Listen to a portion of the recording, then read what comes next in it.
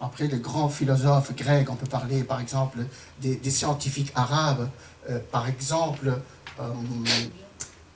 Ibn al-Haytham, tout à fait, Ibn al-Haytham, qui a étudié l'optique.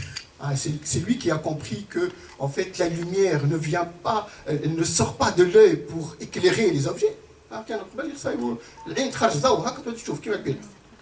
Non, non, non. Donc Ibn al-Haytham a compris ça, en fait, non, c'est la réflexion de la lumière du soleil.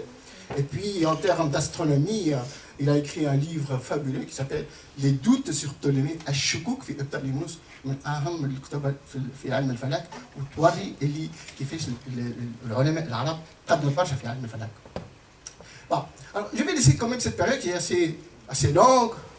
Je ne vais pas m'écarter de mon sujet, qu'il s'agit bien sûr de traitement d'image, et je vais faire le pas encore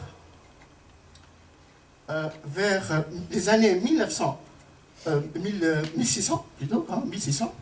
Alors, 1600, eh ben on trouve, à partir en tout cas de 1600, on trouve au moins deux personnalités, il y en a certainement d'autres. D'abord, il y a Galilée, le fameux Galilée. Galilée, c'est le premier homme qui observe le ciel avec une lunette. Et c'est lui qui instaure l'idée de comprendre cet univers avec les mathématiques. Ce n'est pas de la philosophie, c'est de la pratique. Donc ici, c'est un tableau qui nous montre Galilée au tribunal de l'Inquisition. C'était en 1633. Juste avant lui, bon, en tout cas, il y a des idées de Nicolas Copernic. Nicolas Copernic qui disait que tout tourne autour du Soleil, et pas le contraire. Il fallait montrer ça. Et Galilée approuve cette idée, mais l'Église le condamne, et c'était en 1633. En tout cas, devant Galilée, il y a un livre. En fait, je fais allusion à un livre qui s'appelle L'Essayeur.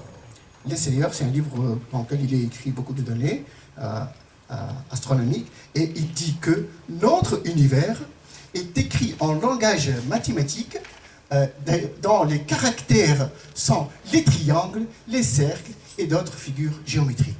Donc il le dit explicitement. Cet univers, on le comprend avec les mathématiques. Bien. Sinon, donc, à la même période, on peut parler aussi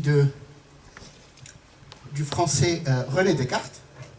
René Descartes, lorsqu'on parle de Descartes, on parle d'algèbre, et c'est celui qui donne l'idée que dans cet univers, pour comprendre les choses, on fait des axes, l'axe des X, l'axe des Y et l'axe des Z.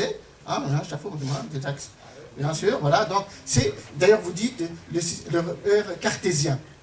Un système cartésien, c'est Descartes qui explique qu'il faut repérer les objets. انت موجود لهنا اي وين بالضبط قدامك 2 متر منه قدامك 2 متر منه وبعيد عليه منه 3 متر واسكو انت عالي ولا لا. هذه هي معناتها الافكار نتاع ديكارت. Enfin, l'une des idées. Descartes instaure une méthode de réflexion اللي توا داخله فينا اللي هي كتبها اسمها discours de la méthode. Donc il donne la méthode pour faire des mathématiques. Il faut poser le problème, le décortiquer, et voir chaque partie, puis rassembler. Ça, c'est des idées qu'on utilise tous les jours. Mais en fait, c'est Descartes qui instaure ces idées-là. Donc, d'ailleurs, pourquoi est-ce que j'ai voulu parler de Descartes? C'est justement à cause de ce système de coordonnées qu'on va utiliser tout à l'heure. Bon. Je ne peux pas parler d'astronomie, un tout petit peu même d'astronomie, sans parler de Newton. Newton instaure une idée forte. Tout est équation, tout simplement. Tout est équation. Et avec les équations, on peut résoudre énormément de problèmes. Et donc, entre autres, sa fameuse relation, la loi de gravitation universelle. Bon, je ne vais pas l'expliquer dans cette séance. Peut-être... vous pouvez assister à d'autres conférences en astronomie pure. En tout cas, Newton, dans ses livres, il a écrit un livre merveilleux qui s'appelle comment ça s'appelle, Principia Mathematica. Principia Mathematica, c'est un livre en 3 temps. Au début, il faut donner des définitions. Ça, c'est la rigueur. أول واحد يحط des définitions من الأول بعد بياخذوا قبل يحط ريزلتا يمشي هكا. لقيت هذه استعملوها. لا, نيوتن يحط des définitions, ومن بعد يخرج من des propositions, et ainsi de suite, tel qu'on le fait actuellement. في الماث تبدا هكاك. حط l'action, هكا ولا؟ تاع proposition, بعد ليه démonstration, de حاجات هكا. Application بعد numérique pour vérifier. Voilà. Bon, là, j'ai parlé un peu de mathématiques, mais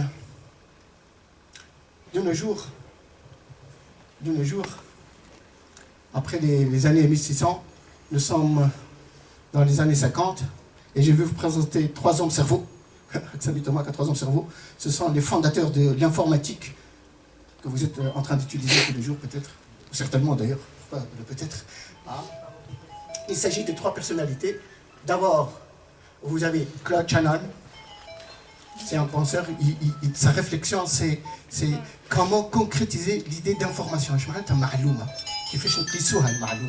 Comment mesurer l'information. D'accord? Je ne vais pas vous le dire tout de suite. En tout cas, il a introduit la notion d'entropie. Bien. Sinon, à la même époque, vous avez Andrei Kolmogorov. Il est très connu en probabilité. Donc il a formalisé ça, méthode rigoureuse. Et puis il est connu pour l'étude de la complexité de l'information. Non pas l'information, la complexité. Beaucoup plus complexe que l'autre. Il introduit ça avec la notion de programme, d'algorithme. Bon, je ne vais pas rentrer dans les détails de tout ça, mais en tout cas c'était de la théorie. Et je vous assure qu'il y a des applications, et j'en ai vu en 2005, c'est pas trop loin d'ailleurs, une application étonnante en tout cas, étonnante. Comment comparer des images? Comment avoir une bibliothèque d'images et j'ai une image, je voudrais savoir si cette image est dans cette bibliothèque. Donc ça, en tout cas les résultats actuels, il utilise la compression de données. La compression de données et l'édition, c'est-à-dire la distance entre les images. Bien. Et puis, Alan Turing, vraiment le père de l'informatique. Le père de l'informatique, lui, il présente ou il donne une idée correcte, mathématique, de la notion de programme. Yaki, je m'arrête un programme.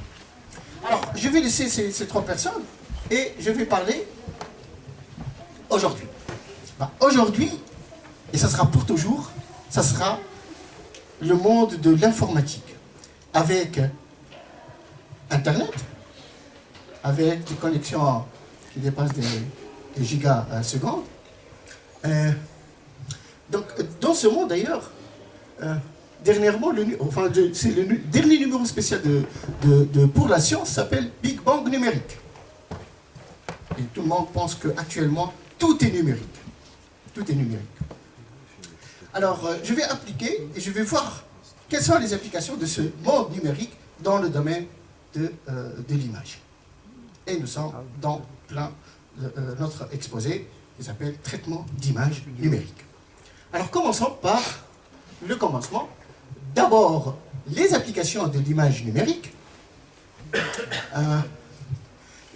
Un grand demandeur d'images numériques, c'est la médecine. La médecine, avec le célèbre scanner, il faut dire comment est-ce qu'un scanner fonctionne.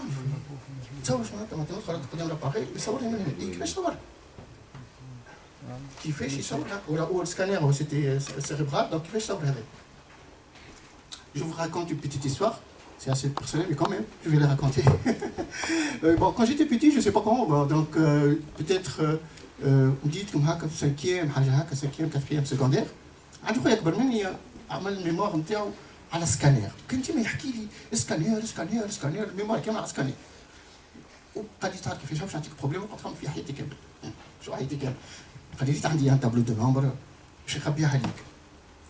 فوت ما عندك هكا لي نومبر، عندك لا سوم دي نومبر في الديريكسيون هذه، في الديريكسيون هذه، في الديريكسيون عندك لا سوم دي نومبر وبرا باش يطلع لي هاد لي نومبر هذوما. تبيع ابليكي لي في حاجه صغيره معناتها ان تابلو دو 3 x 3. A, B, C, D, E, F, G, H, I, عندي وعندي الصم هذايا وعندي توت لي صم نطلع عندي les nombres الموجودين في التابلو. ما فهمت كان وقت عملت معناتها في سوبر Bon, en tout cas, c'est vraiment le point de départ et c'est dans ce cadre que j'ai envie et j'avais envie de parler.